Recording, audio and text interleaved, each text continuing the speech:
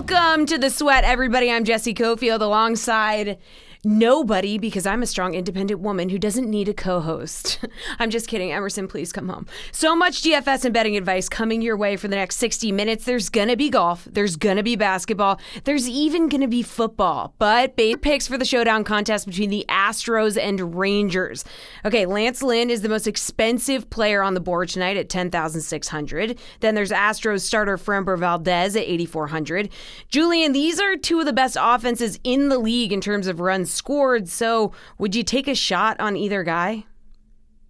Yeah, I think Lance Lynn definitely stands out as one of the better plays on this entire showdown slate. I don't know if we can trust Valdez. He has a very sketchy game log, a lot of games in the negatives, and a poor start against Texas. So Valdez is out for me, but Lynn, as the most expensive player on this slate, I think has a lot of upside. He's been pitching really well lately. He's been a really good under pitcher in these games for the Rangers. So he had 21.6 DK points in a game against this Houston lineup. So we don't necessarily need to fear the Astros the way that we have in the past. Their lineup just isn't the same. And then just look through his game log. Like, he hasn't had fewer than 17 DK points in any of his last 10 games. He's had a really high ceiling, almost 40 DK points at Tampa against the Rays, a solid team. So this is a high ceiling, high floor, really solid pitcher in Lance Lynn. So I have no problem rolling with him on this slate. Gary, and you want to pay up for Lynn here?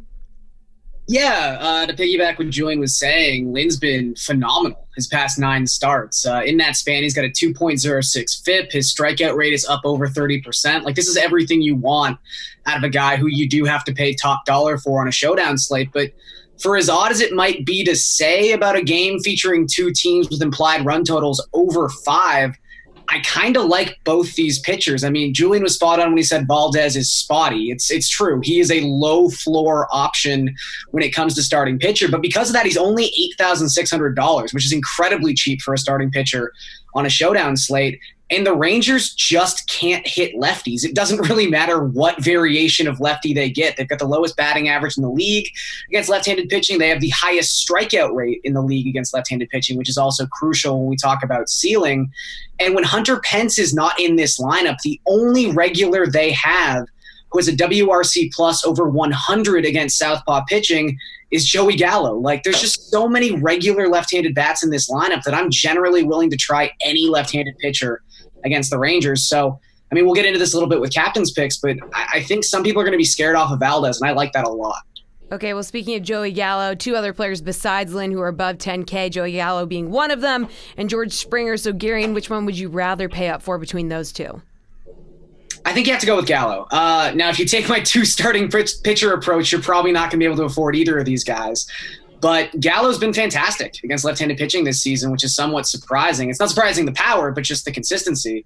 His ISO's up over 400 in left-on-left matchups, which is phenomenal. And with Lance Lynn, he's been better against left-handed batters so far this season, but his bread and butter has always been getting out right-handed bats. And in that 9-start span I was talking about, he's struck out 47% of the righties he's faced.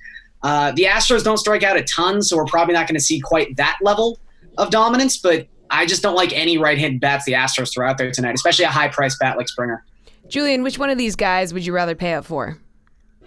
Yeah, I guess I'll try and make the argument for Springer just to be a little different. Gallo obviously is probably the more high upside player.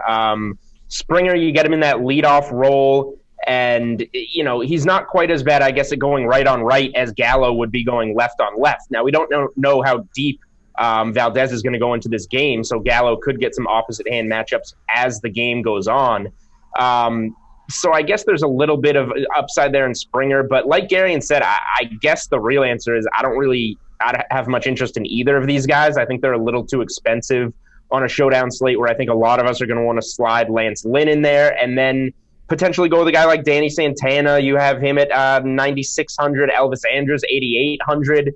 Guys that are probably going to have the righty bats for Texas that are probably going to have a better chance to hit near the top of that order. I would have much more interest in saving salary with those guys or going with Garian's approach and doubling down on the pitchers than paying over $10,000 for one of these bats on this slate. Well, Yuli Gurriel was absolutely on fire before the break, averaging 17 fantasy points over his last 10 games. So, Julian, is this guy a must roster tonight? Must roster, that's probably a little bit too strong for a showdown slate. If there's anything that could maybe cool him down, it would be this long all-star break. He's coming off a lot of games, double-digit DK points in a row. He was one of the hottest bats coming into the all-star break, but who knows where he's at right now? He could have cooled down. That said, for his price, $7,800, we just kind of talked down a couple of the 10,000 plus bats. I think at his salary, he's pretty tough to ignore. So he's definitely a guy that I'm interested in, but more for his salary than the hot streak that he was on going into the All-Star break. Gary, and do you agree with that point? It's more about how cheap he is right now? Yeah. Like I said with my point for George Springer, like I'm not seeking out right-handed Astros bats. I don't think that's necessarily the best way to attack this matchup, especially with how deep Lance Lynn has been working into games. But Gurriel's at a price where if you find yourself, having already attacked maybe some of the lower end options with those pitchers, if you decide to use both or what have you, and you're left with 8K, like it's fine to turn to a guy like Gurriel. I mean, anyone named Gurriel has hit like 1 billion home runs the last 3 weeks. So there's something about that family right now in baseball. But yeah, I'm not seeking him out, but I wouldn't say his price point isn't fair. Okay, well, somebody that you're definitely going to be seeking out would be your captain. So who are you going to put in that spot, Garion?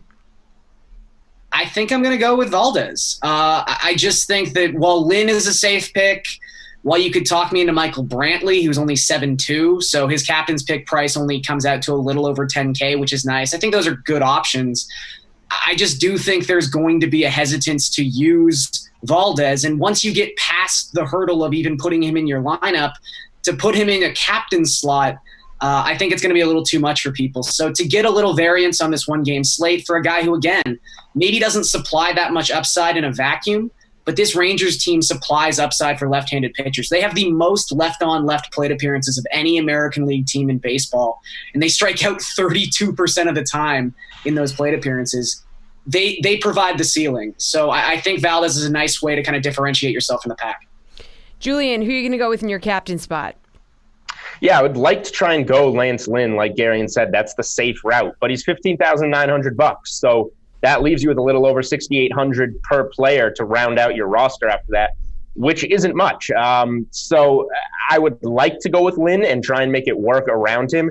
If you're not comfortable with that, Garion mentioned the other guy, and it's kind of the complete opposite, but I think you go with Michael Brantley, who's hitting fourth for the Astros against Lance Lynn, but he's got that lefty-righty matchup. He's batting cleanup.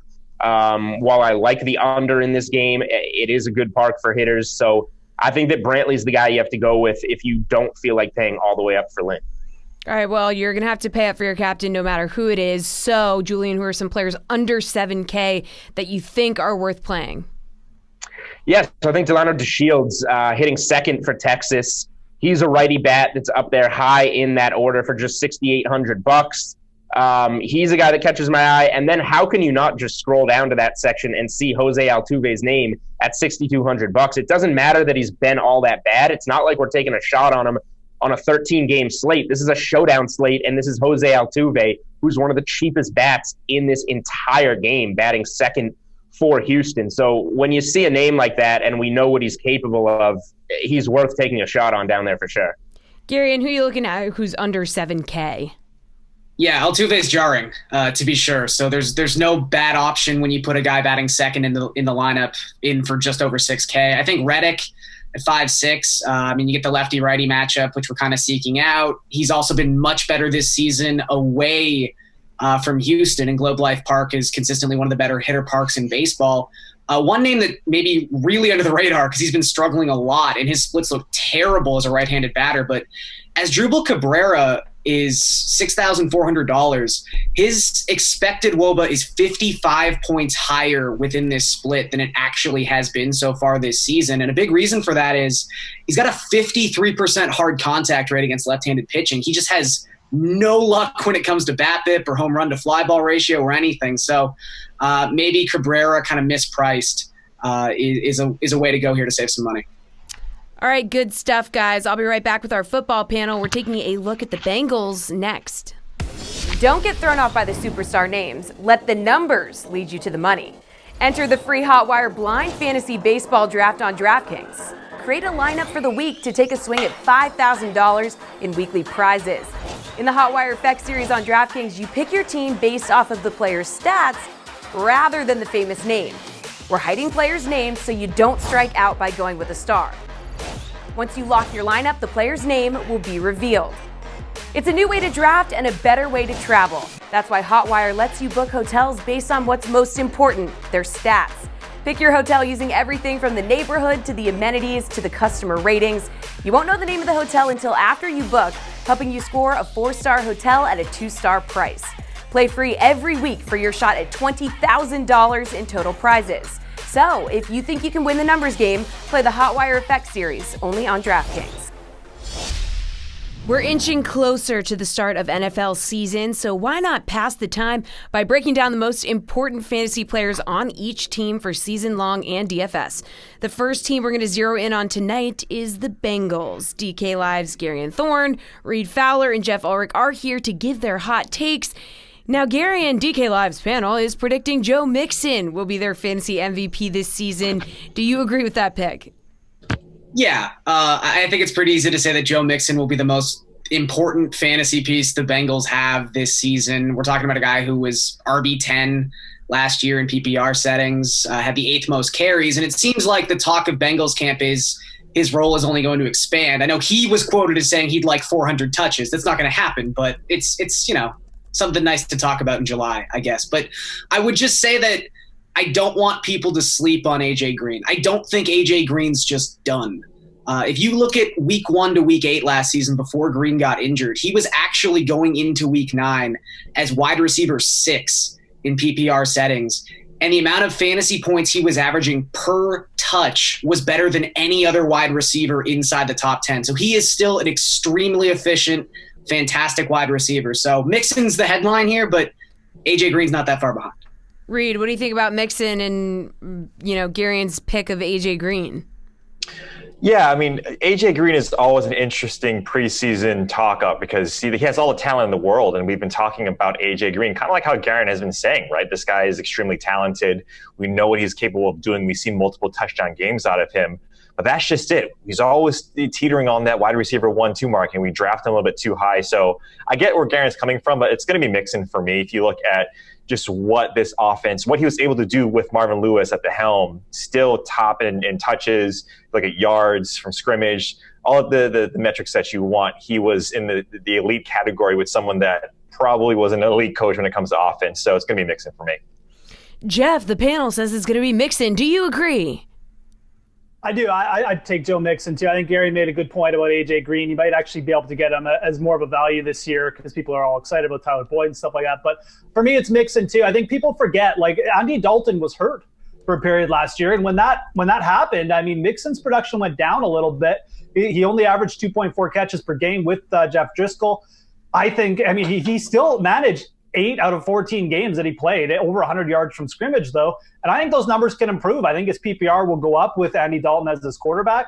And if people are worried about Gio Bernard, it's just not something that I'm worried about. I think the talent gap is way too big. I think Joe Mixon has a realistic shot at having a monster year, to be honest. I'm probably more bullish on him than most people. So definitely Joe Mixon, my MVP.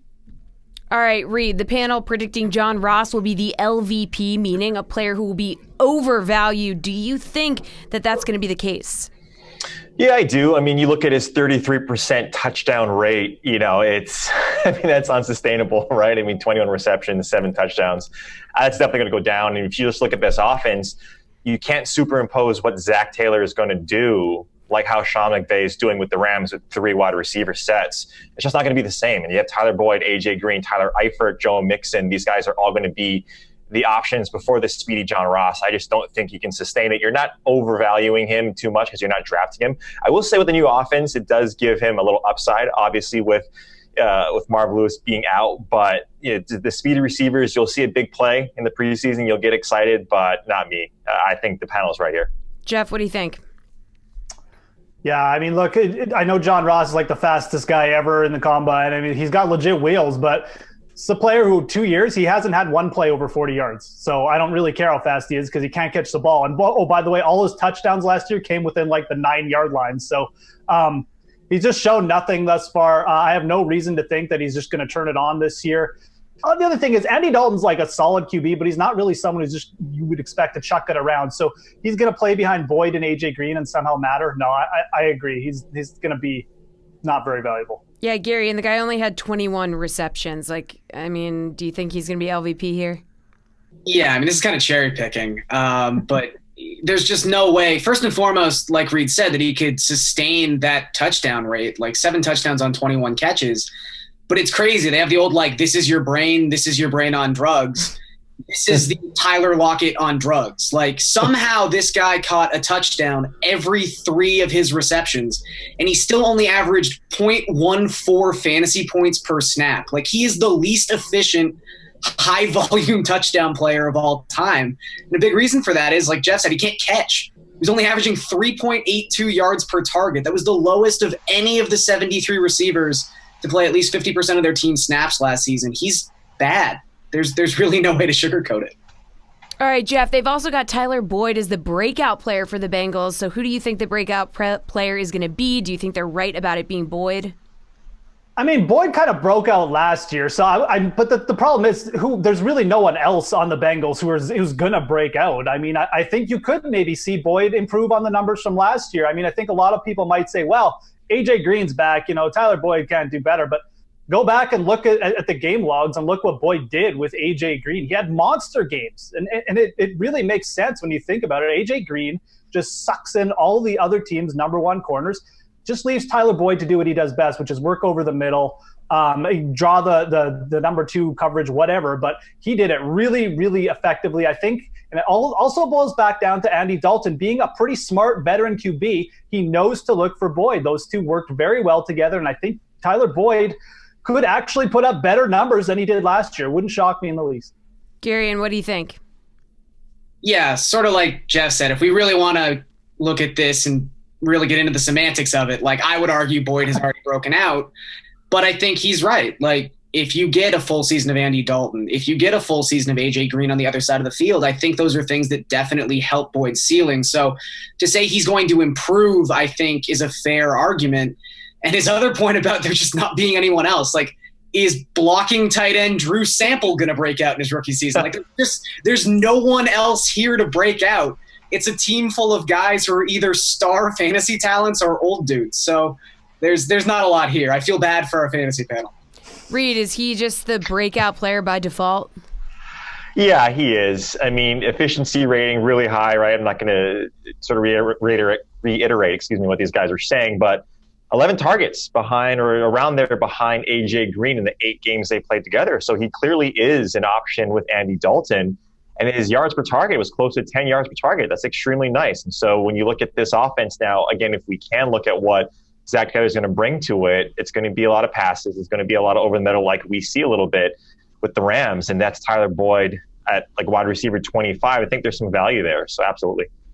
All right, good stuff, guys. You'll all be back to preview the Cowboys later on in the show. Golf is coming up next, but first, let's toss it on over to the Pat Mayo Experience. 8,900 Lad. Durandami is 7,300, minus 165 and plus 145 respectively. From a look around the industry, everybody is on Durandami. Are you? No, I'm going to roll with Lad, but I fully understand that it's going to be a difficult spot. And I fully understand if you get a good price on Durandami, then, maybe that's worth your play. She's got a lot of issues. Yeah, mainly she's like 22-0, or it's like stuffing takedowns. I think her last 22 attempts, she stuffed them out. It's like Nunez was the last one to really exploit her. Yeah, over the course of the last 5 fights, she's been stuffing takedowns like no other. And listen, everybody knows that very few people can nor should stand with Durandami in the cage. So your only game plan to really defeating her soundly is you need to pursue those takedowns. And Lad is not exactly great with her takedowns. But how many wrestlers has Durandami really taken on? Yeah, see, that's my counter argument there. It's like Anna Elmos. Was Anna Elmos going to score a takedown? She's going to try, but it's not going to work. Yeah, Holly Holm went in that fight with the game plan of I'm a kickboxer. I'm a boxer. She's a kickboxer. Yeah. Maybe those rounds were so close that she probably thought that she won at the end of it. Yeah, of course. I think she thought she was winning the round, so she's going through the movement. There's the motion, sorry. There's 2 late punches punches at the end, I believe the second and the third in that fight, and still a lot of people actually did score the fight for Holly Holmes. It's not like it's a whitewash by no means by Darren Dami. It's that last fight with Raquel Pennington. I mean, I backed Raquel Pennington under the pretense of be aggressive, back this girl up against the cage, take her down. But here's the thing with Raquel Pennington. Even though she has the skill set to go out there and put through that game plan, she's mentally checked out. That fight with Amanda Nunes was really the end of Raquel Pennington. She loses a title fight. Yeah, she made it to the 5th round against Nunes. No shame in that. But it's like everything kind of broke apart for her. Her and Tisha Torres split up. She misses weight for the fight with Darren Dami, and she just didn't look herself. She looks slow. She looks plodding. She looks lethargic. And I think she won the 3rd round based on the fact that she was able to control her against the cage and pursue takedowns, not necessarily get takedowns, but kind of get close. But the first 2 rounds, dude, she's hanging out at range. Yeah. Why are you hanging out at range with the Iron Lady? It makes no sense. But again, I feel like that's somebody that's checked out on their way out. I fought for a world title. I didn't even come nowhere near getting that world title. What high point can I get to this point after that? Whereas Aspen Ladd couldn't be any further from that. She's the young prospect, the young up-and-comer coming up. She did not look good against Sinhara Eubanks her last time out. Struggled with the takedowns. Got 3 of them. Struggled with the takedowns. Striking. Holy shit, dude. She doesn't move her head, and she kind of stands straight up when she exchanges punches. I just feel like Aspen Ladd at the end of the day is strong enough to get her up against the cage. And here's the thing, Ladd doesn't necessarily need the takedown. She's more than willing to hold you up against the cage. She was doing that against Eubanks. Eubanks is a black belt, is actually a world champion jiu-jitsu practitioner. So the ground game leaps and bounds better than Darren Dami. If she gets Darren Dami down to the ground, for whatever reason, let's call it a catch kick. Let's call it one singular takedown. Let's call it any of that. Her ground and pound is by far her best thing. She is relentless. Not huge on the power, but just volume. The John Deere Classic is underway. Not the strongest field out there, but Reed Fowler and Jeff Ulrich are here to break down the best picks for round 2. So Adam Long has the lead right now at 7 under. He's only 6,800 tomorrow. Do you want him on your roster, Reed? Well, Jeff's boy, Russell Henley, right now is actually in the lead. He just did it like bus. Yeah, like a second ago. So Adam Long, I don't mind Adam Long. Look, we saw him win earlier this season at the Desert Classic, which was a Pete Dye course. If you just look at his stats, it's over 3 courses, so you don't really get the full complement of statistics. But on all Pete Dye courses, you really predominantly look at strokes gain approach. And over here, with this course, before we talked about it, before it started, strokes gain approach was a key stat, I think, of both of ours. And now you look at what he's been able to do. He's 10th in ball striking. So when you look at Adam Long at $6,800, if you wanted to attack some of these guys at the top of the field again, like the young guns, you can. I don't think you need to. But rostering Adam Long and that salary relief at $6,800 is not a bad idea. Jeff, do you want him on your roster tomorrow? No. Why? I don't want Adam Long. Okay. Look, Russell Henley's the guy. I mean, I called this before. His ball striking was great last week. He hasn't been able to putt all year. He's 150th in strokes gained putting. But over his career, he's averaged like 30th in strokes gained putting. Now he actually is sinking putts. He just sunk a 48-foot putt like a minute ago. So, look, it's happening. He's striking it awesome. I mean, I think this will probably keep up. Like I said, when he gets in this mode, it's good. I would much prefer go Henley over Long if you're going to go at the top. All right, well, 2 players are just a stroke behind. You got Martin Laird and Andrew Landry. Jeff, who do you like more of these 2 tomorrow? It's got to be Laird. I kind of like Laird, too, a little bit before the event. His ball striking was good. The only thing you worry about with Martin Laird is he can really suck it up with the putter sometimes. So he's consistently been a pretty poor putter over his career. But his ball striking is there right now. And if he does just putt a little bit like consistently through the whole tournament, I think you'll see more of this. Andrew Landry has been all over the place. He's showcased some good ball striking, but he's also just sort of, gone south really quickly. So I wouldn't be shocked if Landry kept it up either, but you're giving me the choice. I'm definitely going to take Laird. Reed, do you want to go with Laird?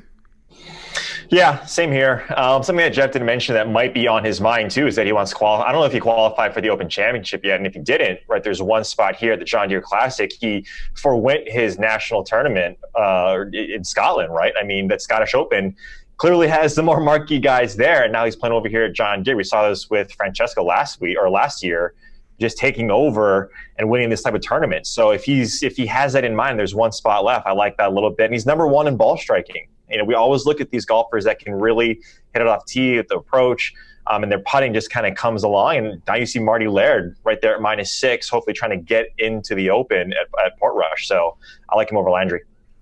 All right, well, 3 players will cost you over $10K tomorrow. You got Colin Morikawa, Victor Hovland, and Sungjae Im. So of the 3, who would you spend that much money on, Reed? Not Jeff's boy on Sungjae. I think he just his approach shots. Just you kind of talked about it earlier, right? That his approach shots were kind of drying up a little bit. Same with Victor Hovland. So I'm going with Morikawa here in this spot. He's almost dead last in putting today. I mean, 151st in putting. He lost a ton of strokes, but top 25 in ball striking. He's around 75th, so he still has to make some putts. Tomorrow, he's got to go to the practice green early tomorrow and get that fixed up. But, with his irons, with his driver, he's hitting the ball well, like he has been over the last 12 rounds. If you look at all these statistics in ball striking in the last 12, 24 rounds, this guy has been number 1, and that's why he was one of the betting favorites, is because he's been performing at tougher tournaments, and now we get him on an easier track, and that putting has eluded him a little bit, but I like him a lot at the very top there. Jeff, do you want to go with your boy Sungjae Im? I picked him 1 week. Okay, 1 week I picked Sungjae. Hey, he hit 11 of 18 greens in regulation during his first round. I don't know. Come on, Jeff. I mean, his ball striking is up and down, but I think I honestly at least say I probably would take Sungjae just for the fact that this is an event where you don't necessarily need your best stuff if you can putt. And of all 3 of these players, like Hovland looks like he needs a break. He's played a lot of golf. I think this might have been his 5th or 6th event in a row. And Morikawa has played actually quite a bit too. If that putter doesn't show up tomorrow, it almost doesn't matter how well he strikes the ball. If I was going to rank him, I'd probably go Im and Morikawa very close. Im over Morikawa, and then Hovland for sure last. I think Sungjae is just shown that he's able to get around these courses regardless of how his ball striking, because he's actually a pretty decent putter and around the greens. So give me some Sungjae tomorrow, but I don't hate Morikawa either. Yeah, no misses on putts within 10 feet for him today. So, Jeff, who's a player, though, not near the top right now, who you think's going to make a push tomorrow and be a good play? I mean, we just kind of talked about the 2 guys I was going to bring up. So, I mean, I'm going to scroll down here, but I don't really have anyone else. I think going with Morikawa makes some sense because he has been good over the past little bit. I'll throw out one other name, and it's Bronson Borgoon, who's just got a terrific course history here. Obviously, he was 2nd last year. He's been playing some pretty solid golf. I wouldn't be shocked if he put in a lower round tomorrow. So I'll throw in Borgoon. But again, I kind of like Sungjae to keep it going because he's pretty good at converting these birdie chances. Reed, a guy who's not near the top right now, but you think is going to make a push tomorrow. Yeah, I mean, when you look at like Jeff was mentioning, if you want these ball strikers, I think Morikawa is definitely someone. I mean, look at these guys, even like -5. I know that's 3 off the lead, and it's not, there's a bunch of them that's not too far off the lead. But even a guy like Ryan Moore, he's someone that I'm liking that is, again, not necessarily near the bottom that can make a push, but look at his course history. I think he's definitely someone that can make a push. His ball striking is there. So give me Ryan Moore in that sense. Again, not too far off. Hopefully Henley didn't birdie another one and gets -9, but I like Moore. All right, opposite end of the spectrum, Reed. Who's a player near the top of the board that you think is going to fall off tomorrow and not be worth rostering? Yeah, another one of Jeff's boys, Dylan Fratelli here. This guy kind of scares me. He birdied one of the 3 par 5s, and if you look at this course history, you know that you have to get birdies or better gained on those par 5s. So the first day it's not going to hurt you too much because a couple of the easier par 4s he did birdie. That might dry up. You need to score in the par 5s. His ball striking is decent. He gains birdies.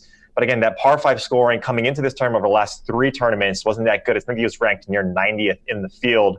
That kind of scares me. So when you look at this and just around the green, he was, I think, number 2 in strokes gained around the green after this round. So he saved himself quite a bit, didn't hit those irons that well and get on the green. So Dylan Fratelli at that -4, -5, where there's a lot of guys there, he kind of scares me. Jeff, who do you think is going to blow it tomorrow?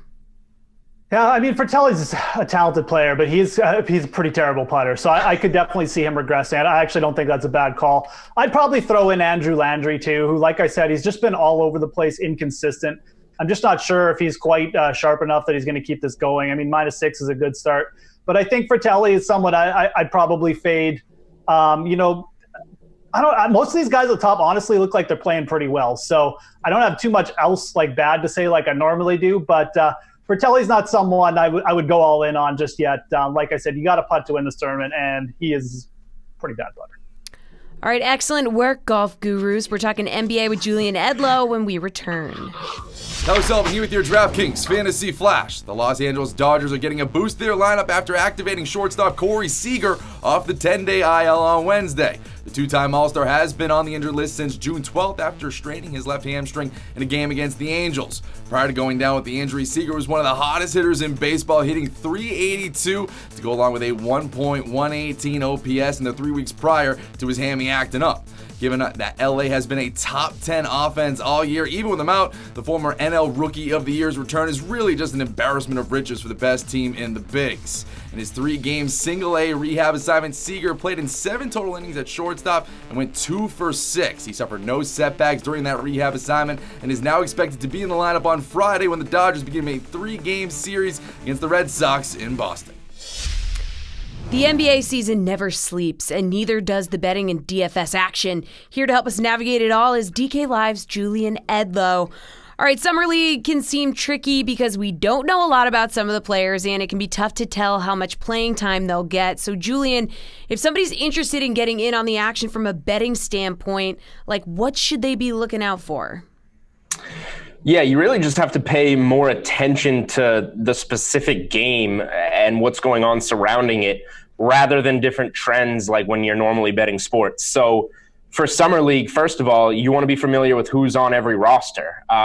You look at different rosters. Obviously, Zion tried to start off Summer League with the Pelicans. He got hurt. He got shut down for Summer League. Ja Morant, second pick in the draft, isn't even playing for the Memphis Grizzlies Summer League team. So you got to just, rather than think, they might have this guy, they might have this guy, you need to sit down, look through all the rosters before you bet on a game. And then you have to pay attention to the news. A lot of these Summer League teams have 20 guys, 25 guys on them. So not everybody's going to play every night. For example, about 5 or 10 minutes ago, the Hawks just announced that the 4th pick in the draft, DeAndre Hunter, is not going to play in tonight's game. So the Hawks were around +3.5. That number's probably going to grow before tip-off in that game with Hunter out. So you just have to pay attention. It's not like a regular NBA game where you have, maybe an inkling that a guy might be out. Anything can happen. You have to follow right up to tip and probably bet these games pretty close to when they tip off. Okay, so basically keep your DK Live app out and make sure you're up to date on all the latest up-to-date updates. Now, there's 4 games going on tonight. Which one stands out to you the most from a betting standpoint? Let the people know why. I mean, what made you be I want this one? Yeah, so it's actually the Boston Celtics who are undefeated so far in Summer League going against the Memphis Grizzlies. This line opened at -1 today. I was pretty surprised to see it shift to the Celtics +1. They're the last game of the night to tip off in Vegas. So this is something where I'm going to want to watch it because I saw that number swing 2 points. I'm now curious, are guys like Carson Edwards, Grant Williams, some of the guys that have been better for them, for Boston in Summer League so far, is one of those guys going to rest, or are they at full strength here and people are just getting sucked into the Memphis side of this for some reason? So assuming that Boston is healthy and has their full Summer League squad, I think that they're another good play, especially as a small underdog against Memphis. All right, moving to the DFS side, which players have really stood out to you as good fantasy players so far? Yeah, there's been a lot of guys. Nickeil Alexander-Walker and Jackson Hayes, a couple of other first-round picks for the Pelicans that don't necessarily get that exposure because of all the Zion hype. These 2 other rookies have been really good. They're both averaging over 20 points per game. Alexander Walker is kind of close to a triple-double in terms of his averages. Jackson Hayes blocks a lot of shots, pulls down a lot of rebounds, and is kind of surprisingly scoring over 20 per game. Anthony Simons for the Portland Trailblazers, one of the younger players in the draft a year ago. Didn't get much run for Portland last year, but is the perfect guy in Summer League, a really talented kid. I mentioned Carson Edwards for the Boston Celtics. He's a guy, a second-round pick that can really fill it up. He's been scoring a lot better than I expected him to. Tyler Hero for the Miami Heat, a name that we hear kind of swirling around in the Russell Westbrook trade rumors. He's been very good in Summer League. And then Mitchell Robinson for the New York Knicks. He's got a year under his belt. Probably should have been a lottery pick a year ago, but he was a second-rounder because of how much mystery surrounded him. He's shooting 84% from the field. He's averaging 13 points, 11 rebounds, 3.5 blocks. he's much more developed, much more polished than a lot of these guys in Summer League, and is pretty well-rounded from a DFS standpoint. Okay, so which players would you say look disappointing so far and therefore not a good play in DFS? Yeah, not necessarily anyone that I think has been a bad DFS play. I think maybe RJ Barrett would be the worst of them just because the hype comes with a high salary. So he had a really good game his last game from a fantasy perspective. He finally put it together, was in the neighborhood of a triple-double. But if you look overall, his numbers have been pretty disappointing in Summer League, and he's shooting just 30% from the field, which has been the main thing since Barrett's such a scorer. But just moving down the line, like Zion is a guy that we really hope to see, and we only saw him for the first half or so of the first game. Ja Morant is a guy that a lot of people expect to see in the player pool when Memphis is on a slate like they are tonight, and he's just not there. So it's kind of been a year where we're accustomed to a lot of the top picks just showing up and being there on the floor game in and game out for Summer League. And this has kind of been a draft class where we haven't seen as many of those top 10 picks on the floor or performing well in Vegas. So you're going to have to wait for the regular season basically to figure out if you want to play some of those guys in DFS. Yeah, it's just not quite the sneak peek that we've gotten in years past. Like a couple of years ago, Lonzo Ball got a ton of run. All these, top 10 picks generally play the majority of Summer League. And while Zion's is kind of chalked up to the Pelicans being careful with an injury, and RJ Barrett just isn't playing that well, there's other guys like Morant, like Jarrett Culver, other guys that went in the top 10 that are deciding that they want to, accustom themselves with their teams or whatever they're saying. I think the best way to do that is probably to play for your Summer League team and get to know your organization better. But there are some teams holding their top 10 picks out, which is kind of a new strategy for Summer League. Interesting. All right. Thank you, Julian. I'll be right back to preview the Cowboys with our football panel. But first, here's the latest from the Panel B podcast.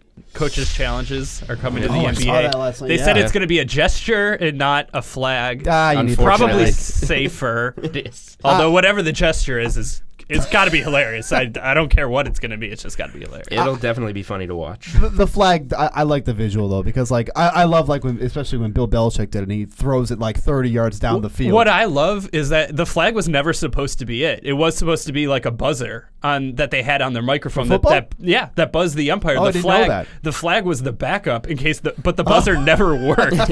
Or there was a lot of discrepancy over whether or not it was annoyed. Or I think coaches wanted to, show off their athleticism and say that they can throw a flag, 10 yards. It's pretty excellent. And, I just don't want to slow down the game either, right? I mean, we see that with reviews in all sports slowing down the game. If an umpire is trying to listen, wait, repeat that, what did you say? Is that a ball? For sports like basketball and football, that's not a problem. You know what I mean? I don't worry about timing on sports like that. I mean, the last 2-minute review stuff has gotten a little bit sloppy in basketball. I don't have an NBA example off the top of my head, but the national championship game in college, Texas Tech versus Virginia, there were a lot of reviews down the stretch of that game that really slowed it down. And it was a really good game. There's so many judgment calls that, you have to just accept that you can't get it perfect no matter how many times you slow it down. And, in basketball especially, you always have a guy who's trying to catch the ball and then someone pushing it. So then it's going that way, but he was the last one to touch it. So that's the new, that was a really big one one in the national championship game where a guy deflects the ball out of bounds, but it rolled off of his thumb, so it was actually a turnover. That's the new, when you're sliding into second and your foot pops off for a second and you hold the glove on the whole time and you're out. It's maybe these putting everything so under a microscope, it's just a little too much. We'll see how this works. I don't know if this is going to be great for the NBA. You can challenge a foul in the last 30 seconds of the game. That's going to be intense because you're re-examining a judgment call. Right. It could be egregious, but it's still a judgment call. So. And it gets down to what depending on the circumstance, what the actual nature of the rule is. So this topic gets brought up a lot in hockey right now because you can challenge offsides. And you're talking about whether or not a skate blade might be a centimeter above the ice or not. That's not why the offsides exist. It exists to stop cherry picking, and clearly a zone rush that could have been 30 seconds before the goal was scored in no way impacted whether or not the goal was going to be scored. And those are the types of things that then you're spending 4 minutes trying to figure out, and it's not what you want. But like I said, I don't think it will take away from the experience of watching the sports. Baseball, anything that makes the game longer, people are, with the pitchforks and everything. Games like hockey, basketball, football, I don't think it's going to take much away. Like we'll hear some chatter because everybody chatters about everything, but I think for those sports, it's not that big of a deal. Well, and I just think too the way that with sports betting and fantasy now, where everything is under such a microscope. Yep. When you're talking about buzzer beating threes that aren't beating anyone in terms of a game, but it's changing what a spread might be, or it's giving someone an extra 3 DK points. Yep. Those types of things. Everything's just put under a microscope now, and I think you just have to realize that that's the actual live event might suffer if you're dedicated to getting it right like that. All right, let's continue our series of NFL team previews and focus on America's team, the Dallas Cowboys. DK Live's Gary and Thorne, Reed Fowler, and Jeff Ulrich are back to do just that. So, Gary and DK Live's panel is predicting Ezekiel Elliott will be their fantasy MVP this season. Do you agree with that pick? Yeah. I would go so far as to say that Zeke Elliott might be my number one player off the board this year. I know there's a quartet of running backs where you could make that argument, but still, this is a guy who has led the NFL in rushing yards per game every single season he's been in the league, led the league in touches last year, led the league in rushing yards, suddenly became a top flight running back in the passing game. I know the emergence of Amari Cooper is nice and all, but I would even say with Cooper, I'm still far more comfortable with Cooper as a mid wide receiver 2, back end wide receiver 2 than the wide receiver 1 people are starting to consider him. So it's far and away Zeke. Yeah, Reed, this year, a healthy offensive line, new offensive coordinator, does it just have to be Zeke here? Yeah, you got Jason Witten coming back too. No, that's not going to matter. I mean, yeah, it's clearly Zeke as the MVP for this team, but at the risk of just being repetitive with Gary, and let's look at some other guys or collection of guys on defense. I think Dallas's defense is going to be a decent streaming team or streaming defense to use, especially in the beginning part of the season. Look at who they play. It's the Giants, Redskins, and the Dolphins. Sorry, Gary, but those first 3 weeks, that's a pretty good defense. So if you're looking at season long, not drafting a defense and just streaming, Dallas could be, they don't get touchdowns a lot, but, they signed Robert Quinn. And now they have 2 clearly really solid young linebackers and Byron Jones as a shutdown corner. So I like the defense as well. Jeff, do you agree with these guys? Yeah, how can you not? There was one argument against Zeke, and he might get suspended, and now he's not getting suspended. And last year, the argument was, he didn't catch as many passes as the other guys, but he averaged 5.1 receptions per game last year. So there's really no argument here. He's maybe the only really true, solo running, non-RBC committee running back. I know Saquon's basically the same, but Zeke is really, there's no backup. There's no one coming in unless he just literally can't breathe or something. So there's a lot of arguments for Zeke, and I wouldn't put anyone off him right now. The Amari Cooper thing, just to touch on it briefly, I think Cooper's going to have his moments, but again, you go back last year, a lot of those big games, just, I don't want to say luck, but they were big broken plays. They weren't necessarily, it was just Amari Cooper and Dak are such a good combination. So with Zeke, you get that consistency. You know what you're getting. He's going to have a monster year. All right, well, Reed, the panel predicts Randall Cobb will be the LVP, meaning a player who will be overvalued. Do you think that's going to be the case? No, I don't think anyone's going out there drafting Randall Cobb. I think when you look at someone who has a sort of second lease on life in the NFL, trying to fulfill that Cole Beasley role, it's not necessarily apples to apples. I would argue, to Jeff's point, that Amari Cooper, when you look at where he's being drafted, that scares me just because Amari Cooper, we've seen this before every single year. He had 2 1,000-yard seasons with the Raiders, and then we've been drafting him as this wide receiver 2/1 breakout, and just it hasn't happened. So I'd be a little afraid of Cooper just because we know his floor, and it's not wide receiver 3 or 4. It's wide receiver 100. And so I would be a little scared of Cooper as the LVP of where you're drafting him, because if you're taking him as your 20th overall pick, that scares me quite a bit. Jeff, what do you think? I think there's a lot of question marks with Randall Cobb, and if people are drafting him as a little bit higher than maybe they should be, he could definitely end up being a bust because we're just not really sure how he's going to act without Aaron Rodgers as his quarterback. There's so many variables here. How good really is Randall Cobb? I think we're going to find out this year. But then you have Michael Gallup behind him as well, who's, in my opinion, like a far better receiver and is probably going to show it this year. And I kind of like the bold call there by Reed. You don't get many out of Reed like that, but I think Amari Cooper has a chance to be the least valuable fantasy player just by where he's drafted. If people are expecting wide receiver number 1 numbers out of him and Michael Gallup starts to steal some of that thunder and Amari does his disappearing act like he does, I think that could be the call there. So Randall Cobb, definitely, I think he's going to be a little bit overvalued for wherever he's going, but Amari Cooper certainly could too. Gary, what do you think? I mean, are people placing too much value here on Cobb? Well, I wanted to make sure he's even being drafted because this was news to me that Cobb had any value whatsoever. So I will say by Fantasy Football Calculator's metrics in a PPR, he's being drafted towards the back end of the 14th round. It was just sort of interesting. He's being drafted one spot ahead of Michael Gallup. And I think that's really just sort of a draft lesson in general.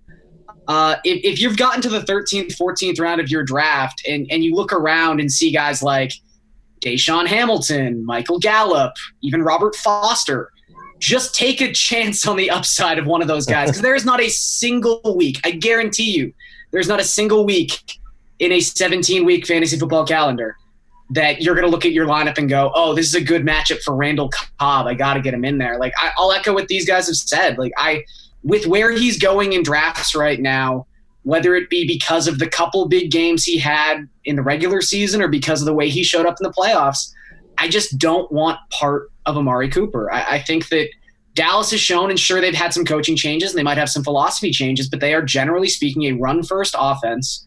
And look, we can joke about Jason Witten. Like, heck, I've got one written down for how he's the breakout player. But, like, you got to get the sense that he's going to come in and sort of like in an Antonio Gates-esque way be a red zone threat. And that was so much of Cooper's value on this team was that he was just peppered with targets in the red zone.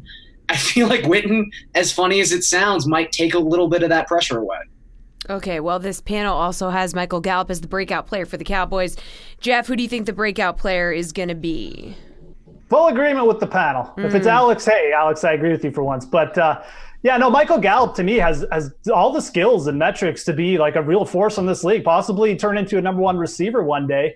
And if the Cowboys are smart and this new offensive philosophy involves actually spreading the ball around a little bit and not just giving Amari Cooper 11 targets a game, I think Michael Gallup could be some kind of fantasy factor this year. I mean, if they move him to the slot, he's a very good route runner, as we saw last year. He's someone who can go up, down the field and win like a jump ball. So I think Michael Gallup definitely has a chance to be the breakout player. He averaged 3.2 receptions over his last 7 games, which doesn't sound much, but it basically doubled his production over the first half of the season. So you saw him improve. You saw him build a rapport with Dak Prescott, which I think is good. He really can only build on it going forward. So, I definitely have pretty high hopes for Michael Gallup. I know it's a run-first offense, but I think Gallup at some point could matter for fantasy. Yeah, Gary, and after the Cooper acquisition, Gallup had, in those final 9 weeks, 23 catches for 317 yards. I mean, do we think this year it could be even bigger? Yeah, like just said, it's just sort of a natural progression thing. And we saw him improve throughout the duration of the regular season. And part of that was he saw a little bit higher target volume. And that also came with he was just on the field more, which is generally what you want to see. Like, even if the results aren't there, to earn the trust of a coaching staff throughout the regular season and really nurture into an actual professional football player, that's the path. And if you look past week 6, there was only one game where Michael Gallup didn't play at least 70% of the snaps. And by season's end, he was basically up around 77, 78, 80% every single week. So I think there's a lot of upside here. And with where he's being drafted, it's just really a flyer. So it's not like you're investing a ton of draft capital in him. So I think this is a really good spot. Yeah, Reed, quite frankly, like many times Gallup was able to beat his defender deep, but just like couldn't connect with Dak. Yeah, way better analysis there than Emerson, Jesse. Exactly right. I mean, you saw some games there where Dak just could not find Gallup, and he had maybe 2 or 3 steps on the cornerback. I mean, his ADOT was, I think, top 15. I think it was around 14 yards, and that's pretty impressive. And to Gary's point, 80% of the snaps, Gallup was on the field. I mean, if you look at what the Cowboys are doing, Tavon Austin was signed to a 1-year deal. That's nothing, right? That's probably just insurance if Cobb does, or when Cobb gets hurt, you're going to have someone else to just fill that spot. But when you look at this offense, I think Dak also presents some decent upside. I mean, last year was really the upside of where you wanted to get Dak because he was drafted as QB 22 and finished top 10. But look at what he has at his disposal now. I mean, Michael Gallup is that breakout guy, but Dak could become a top 10 quarterback yet again, and he's been drafted as QB 11 or 12. Alrighty, guys. Excellent work. That does it for football for the day. A look at the second half of the MLB season is coming up. Tyler Sullivan here with your DraftKings Fantasy Flash. Melvin Gordon has given the Los Angeles Chargers an ultimatum. According to ESPN, the back has informed the Chargers that unless he receives a new contract, he will not report to training camp and will demand a trade away from LA. Gordon is entering the final year of his rookie contract after Los Angeles picked up the fifth-year option for the 2019 season that will pay him $5.6 million. The 26-year-old's agent relayed to ESPN that his client is looking for a deal that is comparable to his colleagues in the league like Todd Gurley, David Johnson, and Le'Veon Bell. By looking at his production, it makes sense why Gordon would want a new deal and a pay bump. Since coming into the league, he's lived up to his first-round billing and been a fantasy football darling. He's a two-time Pro Bowler and just last year had over 1,300 yards from scrimmage with 14 total touchdowns. With Gordon stating his demands, the ball is now in the Chargers' court to either pay the star running back or ship him out of town to a new home. Final block of the show, folks. Congrats on making this far. I'm certainly patting myself on the back. DK Live's Julian Edlow and Gary Thorne are here to chase or fade some MLB second half of the season predictions. So simply put, do you agree or disagree with the following statements about the rest of the MLB season? So Julian, the Phillies currently sit in the second wildcard spot, but there's 4 teams within 2 games of catching them. So chase or fade, Philly falls off and misses the playoffs for the 7th straight season. Well, I will fade them falling off simply because I bet on the Phillies to make the postseason before the season began, and I'm stubborn, so I'm going to be rooting for them to make the playoffs. Okay. Look, from a serious betting standpoint, though, the numbers here don't quite add up because this is a team that's in the wild card, although it's competitive. They currently sit in a playoff spot, yet they are plus 175 to make the playoffs on the DK Sportsbook, minus 225 to miss. So in my mind, taking a team that's already sitting in one of those playoff spots at plus 175 is great value. If you look over on the AL side, the Cleveland Indians are in the last wild card spot, and they've moved to something minus 182 to make the postseason. It's sitting in the same spot that the Phillies are. Maybe the NL is a little more competitive, but I like those odds for Philly. Gary, and what do you think? Is Philly going to fall off and miss the playoffs? I do. I would chase this. But I do think, like Julian points out, this is a really interesting sort of dynamic American League to National League. Because generally speaking, I would say when I feel like a team is going to finish third in their division, I would not bet them to make the playoffs just because the margin of error is so slim. And I just think the Nationals are a better team. And I think the Braves are obviously a better team. And you look at the Phillies, like they just have so little reliable pitching. And I know Nola's been pitching a little bit better lately, but even if we just say Nola will be fine, I don't know what else they have. Like you look at them by really any metric, they have the worst FIP of any staff in the National League. They have the second lowest pitching WAR of any club in the majors. Like it's bad. It's a tough road with that obstacle staring them in the face. But the NL Central could just cannibalize each other. Like there's 5 decent teams in the Central, and if the second team in that division can't get to 86, 87 wins, there's a path for the Phillies. So I'm not going to chase it because I don't think they're good, but there's definitely some weird plot mechanics at play. Okay, well, the Rays are currently 6.5 games back of the division leader New York Yankees, but Tampa has one of the easiest remaining schedules. So Gary and Chaser fade, the Rays can still win the AL East. Nah, I'm going to fade this. I just think the Yankees are too good. I mean, we're going to talk about 100-win teams. I think the Yankees get there. And really, they're going to continue to get healthy, which sounds crazy, but, you know, they should get Stanton back sometime in August. They really haven't played that many games with, like, Aaron Judge and Didi Gregorius, Edwin Encarnacion. Like, there's just so many names on this roster. Aaron Hicks has been hurt for most of the season. Like, I just think addition through IL is just a massive thing for the Yankees. And they've also been linked to so many starting pitchers. you have to think something's going to happen. I mean, Clint Frazier is just too obvious a trade piece to not be shipped somewhere this season. So I don't think the Rays have much of a chance. Jules, what do you think? I mean, all these studs coming back from injury, perhaps trade acquisition here? I mean, the odds are enticing on the Rays, plus 1,200. I'll admit that. But the Yankees just have a stranglehold on this division, and nobody's set up to have a better second half than the Yankees for pretty much all the reasons Garion said. They've been dominating, and they've only had pieces of their roster kind of mixing and matching all throughout the first half. Now, maybe they never even do get healthy, but they're still going to win the division. So as long as they keep getting pieces back here and there, and then they're the Yankees, we know they're going to add pieces at the deadline. It's just not worth chasing after any other team in this division. But it goes to show how good, the sportsbook feels the Rays are and how little odds they have to win the division, because they're plus 1,200 to win the East, but still close to minus 280 to make the playoffs. So it's pretty much being guaranteed by the DK Sportsbook that, the Rays are going to make one of these wild card spots but not come back and win the division. The odds strongly suggest that, but they're not worth chasing in the division in my mind. Okay, well, the Oakland A's aren't on a lot of people's radar right now, but they're just 1.5 games out of a wild card spot, have the 10th best pitching staff in terms of ERA and 9th best offense in terms of runs scored. So, Julian, chase or fade, of current non-playoff teams, the A's have the best chance to go on a run and make it. I'll fade this, and the odds agree with me. I think that the Red Sox at plus 115 have the better chance to get into the postseason. And these odds on the Red Sox, they were plus 165 to make the postseason a day or two ago when I looked. So people have kind of been piling on.